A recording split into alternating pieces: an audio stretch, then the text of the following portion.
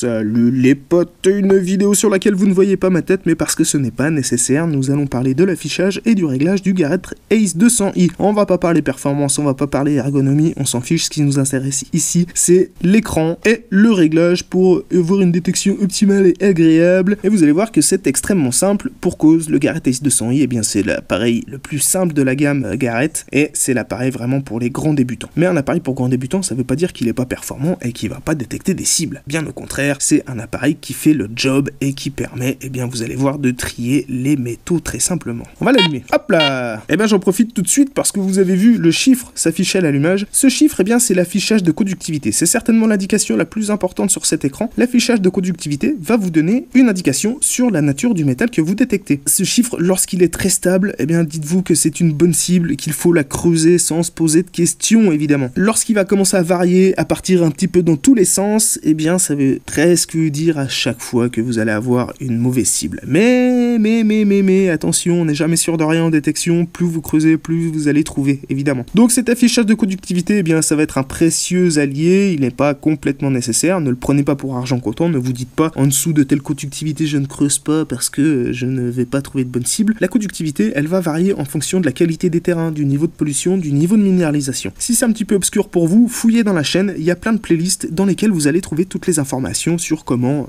connaître la minéralisation du terrain, le niveau de pollution, etc., etc. Nous avons un deuxième affichage ici qui est très important, c'est le niveau de discrimination en cours, c'est-à-dire ce que vous allez accepter ou rejeter comme métaux. Ici, vous voyez qu'on rejette les ferreux et on accepte tout le reste. Ça va conditionner quels tons vont être actifs. Ici, nous rejetons les ferreux, donc nous n'aurons pas de ton grave et nous allons avoir les moyens conducteurs et les hauts conducteurs qui seront définis par un ton médium ici et un ton aigu par là. C'est même un ton de cloche chez Garrett. D'ailleurs, c'est une spécificité Garrett. Le son de cloche est celui du jackpot, les potes. Et ouais, c'est ça le petit truc. Voilà pourquoi le son de cloche. Donc le niveau de discrimination, ça va vous permettre de savoir ce que vous allez détecter ou non. Et vous allez voir d'ailleurs, ici, on a le mode. Le mode, il n'y a rien qui change fondamentalement dans le détecteur, sinon le niveau de discrimination. Zéro discrimination, eh bien, j'accepte tous les métaux, y compris les ferreux. En jewelry, je rejette les ferreux. Et en mode coin, eh bien, je rejette tous les bas conducteurs. Donc là, je risque de rejeter des monnaies. Il faut savoir que les appareils sont faits pour le marché américain à la base. Et en France, on n'a pas les mêmes caractéristiques ni de terrain, ni de trouvailles. Et donc, le mode idéal en France, eh bien, c'est d'utiliser le jewelry. Et le deuxième réglage idéal sur ce Garrett, eh bien, c'est de mettre la sensibilité à 3 points. Vous pouvez l'ajuster sur 4 niveaux. Alors, comment on ajuste la sensibilité? Eh bien, je peux essayer de la mettre à fond en permanence. Et si le détecteur ne me fait pas de faux signaux, les faux signaux, vous savez, c'est des sons qui arrivent pour rien lorsque vous allez taper dans l'herbe, par exemple, ou lorsque vous frôlez le sol. En tout cas, s'ils sonnent pour rien, eh bien, il faut réduire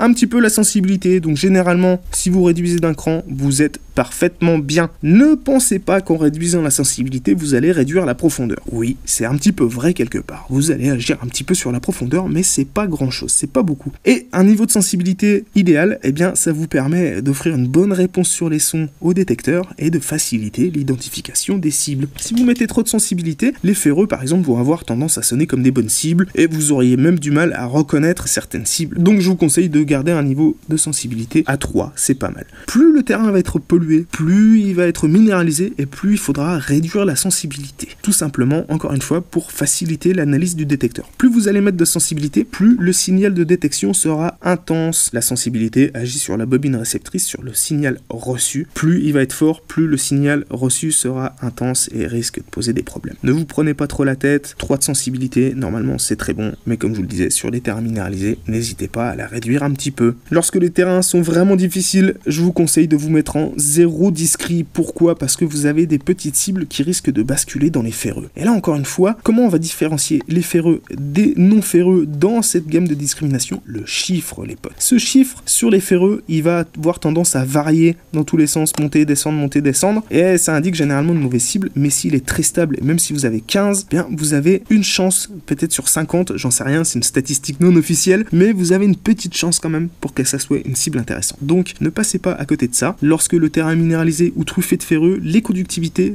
de manière générale, sont tirées vers le bas. Et en mettant de la discrimination, eh bien, vous risqueriez de rejeter des cibles. Donc, terrain difficile, 0 discrimination, un peu moins de sensibilité, vous pouvez rester à 3, voire descendre à 2, pourquoi pas. Et si c'est très difficile, vous mettez à 1 de sensibilité. Sinon, le mode idéal, eh bien, c'est jewelry.